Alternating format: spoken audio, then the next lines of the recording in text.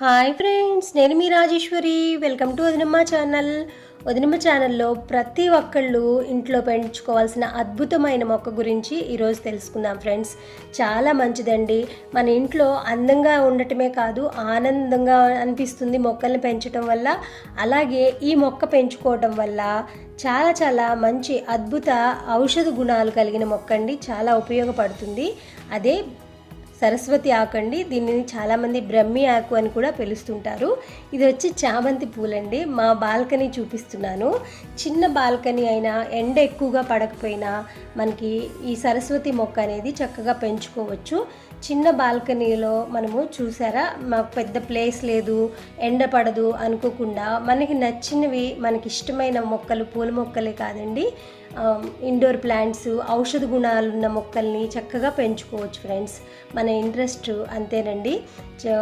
మొక్కల్ని పెంచడం పెద్ద కష్టమేమీ కాదు, ఇంట్రెస్ట్ ఉంటే చాలు. అందులోనూ ఇప్పుడు నేను చూపించే మొక్క ప్రతి ఒక్కళ్ళు కంపల్సరీగా పెంచుకోవాల్సిన మొక్క ఇక్కడ ఉంది చూడండి. ఇదేనండి సరస్వతి ఆకు.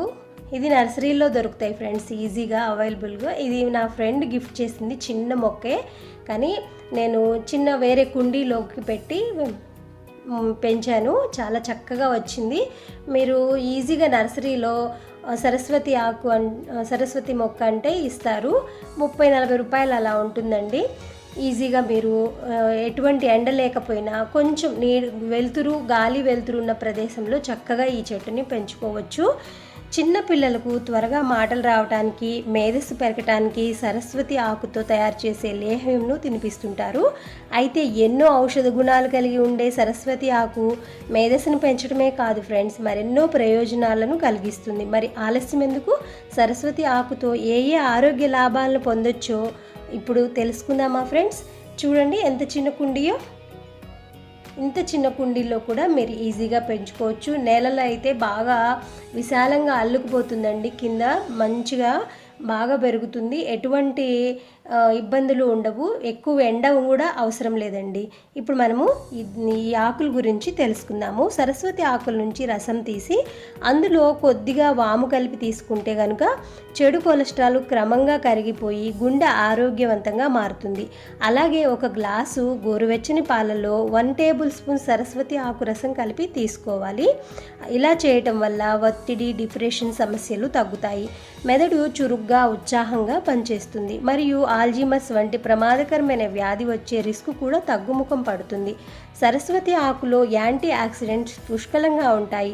అందువల్ల ప్రతిరోజు 1 లేదా 2 సరస్వతి ఆకులను బాగా నమిలి తింటే శరీరంలో ఫ్రీ రాడికల్స్ అంతమై క్యాన్సర్ కణాలు వృద్ధి చెందకుండా ఉంటాయి. మధుమేహం వ్యాధిగ్రస్తులకు కూడా సరస్వతి ఆకు ఒక దివ్య ఔషధమని చెప్పుకోవచ్చు.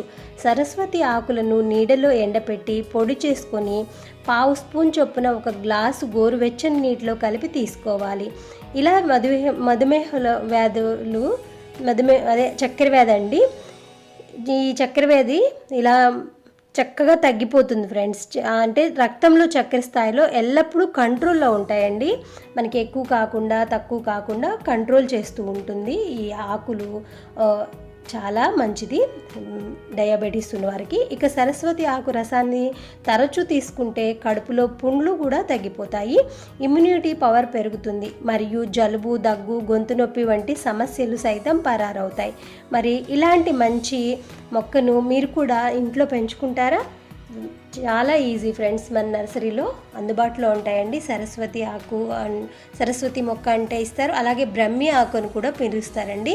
చిన్నపిల్లల నుంచి పెద్దవాళ్ళ వరకు చాలా చక్కగా యూస్ చేసుకోవచ్చు ఈ ఆకుల్ని.